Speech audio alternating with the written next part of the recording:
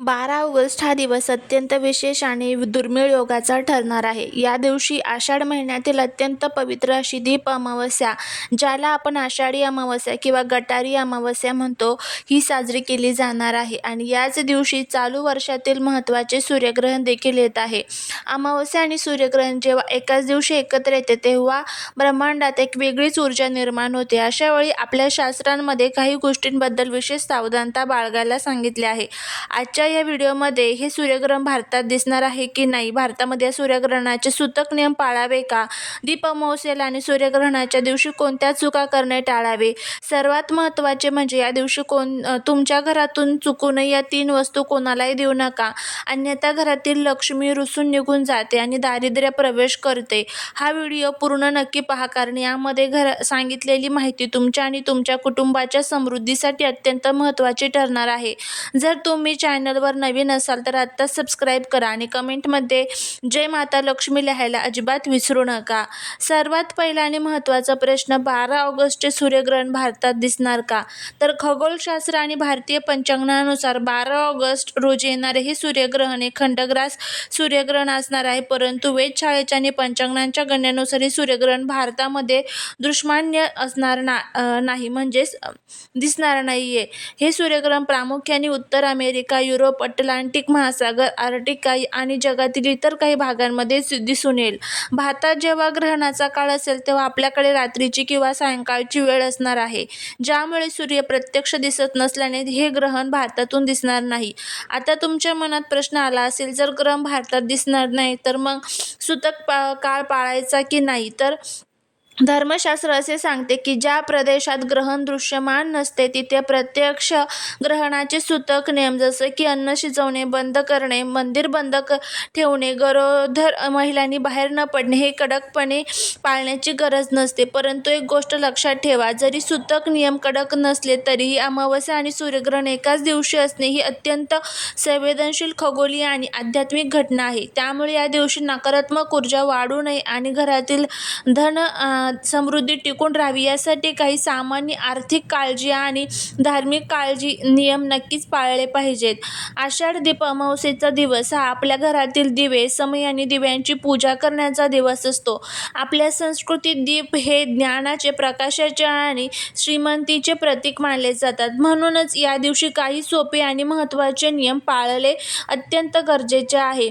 अमावस्येच्या दिवशी सकाळीच घर स्वच्छ धुवून किंवा पुसून घ्या. पाण्यामध्ये थोडे खडे मीठ टाकून फरशी पुसल्यास घरातील नकारात्मक ऊर्जा नष्ट होते. सूर्यग्रहणाच्या काळात किंवा अमावस्येच्या दिवशी सूर्यदेव, भगवान शिव आणि माता लक्ष्मी यांचे नामस्मरण करणे अत्यंत फलदायी मानले जाते. या दिवशी तुम्ही गायत्री मंत्र, महामृत्युंजय मंत्र किंवा ओम नमो भगवते वासुदेवाय या मंत्राचा जप अवश्य करा. जरी ग्रहण दिसणार नसले तरी गरोदर महिलांनी अमावस्येच्या दिवशी संध्याकाळी जास्त उशिरा बाहेर पडणे टाळावे. मनात कोणत्याही प्रकारचा ताण न घेता प्रसन्न राहावे आणि नामस्मरण करावे.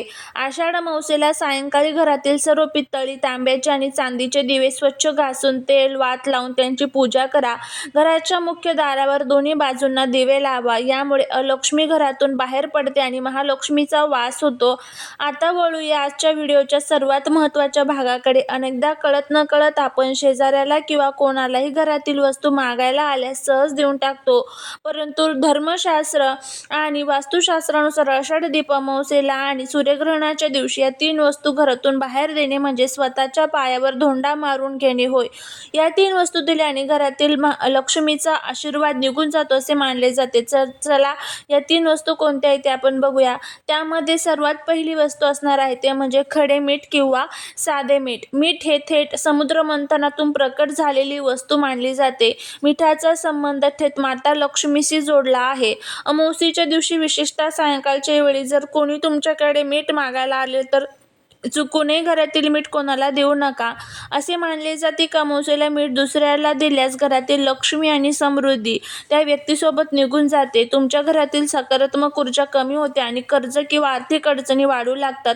जर कोणाला मीठ हवे असेल तर त्यांना बाजारातून आणायला सांगा, पण तुमच्या घरातले वापरते किंवा उघडलेले मीठ देऊ नका. त्यानंतर दुसरी जी वस्तू आहे ते म्हणजे दूध, दही किंवा पांढऱ्या वस्तू. आणि बघा दूध आणि दह्याचा संबंध चंद्रदेव आणि माता लक्ष्मीचे आहे. अमावस्येच्या दिवशी चंद्र दिसत नाही म्हणजे चंद्राचे बल कमी असते. अशा दिवशी जर तुम्ही तुमच्या घरातील दूध, दही किंवा पांढऱ्या वस्तू, तांदूळ, साखर संध्याकाळच्या वेळी कोणाला दान म्हणून किंवा उसने दिले तर तुमच्या कुंडलीतील ग्रह कमजोर होतो. यामुळे घरातील मानसिक शांतता भंग पावते, पैशांची आवक थांबते आणि अवाजवी खर्च वाढतो. त्यामुळे दीप अमावस्येला घरातील दूध, दही कोणालाही देऊ नका.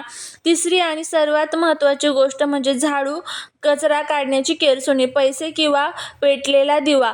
आषाढ दीप अमावस्येच्या दिवशी आपण दिव्यांची पूजा करतो. या दिवशी संध्याकाळी कोणालाही पैसे उसने देणे किंवा कर्ज देणे टाळा. तसेच जर तुमच्याकडे कोणी संध्याकाळी झाडू मागायला आले किंवा घरात पेटवलेला दिवा, वात मागायला आले तर ते अजिबात देऊ नका. झाडू हे साक्षात लक्ष्मीचे प्रतीक मानले जाते. अमावस्येला घरातील लक्ष्मी किंवा पैसे बाहेर दिल्यास वर्षभर घरात पैशांची चणचण भासते आणि दारिद्र्य घरात ठाण मांडून बसते. तर या 3 वस्तू ज्या आहेत त्या चुकूनही आपल्याला या दिवशी कोणालाच द्यायच्या नाही आहेत. नाहीतर आपल्याला अनेक प्रकारचे संकटे जे आहेत तर ते आपल्यावरती येत असतात. आणि जर तुम्हाला तुमच्या घरात सुख, शांती आणि भरभराट हवी तर दीप अमावस्येच्या संध्याकाळी हा एक सोपा उपाय नक्की करा. संध्याकाळी घरातील सर्व दिवे स्वच्छ करून तीळ किंवा मोहरीच्या तेलाचा दिवा लावा. तुमच्या घरातील देव्हाऱ्यात पहिला दिवा लावा. दुसरा दिवा तुमच्या मुख्य प्रवेशद्वाराच्या बाहेर उजव्या बाजूला लावा. तिसरा दिवा तुळशीच्या रोपाजवळ लावा. दिव्यांची पूजा करताना म्हणा, दीपज्योती परब्रह्म, दीपज्योती जनार्दनाय, दीपहरतु मेया पापम, दीपम ज्योती नमस्तुते. या मंत्राचा जप केल्याने घरातील सर्व नकारात्मक शक्ती, अलक्ष्मी आणि वास्तुदोष दूर होतात आणि महालक्ष्मी प्रसन्न होऊन तुमच्या घरात अखंड वास करत असते.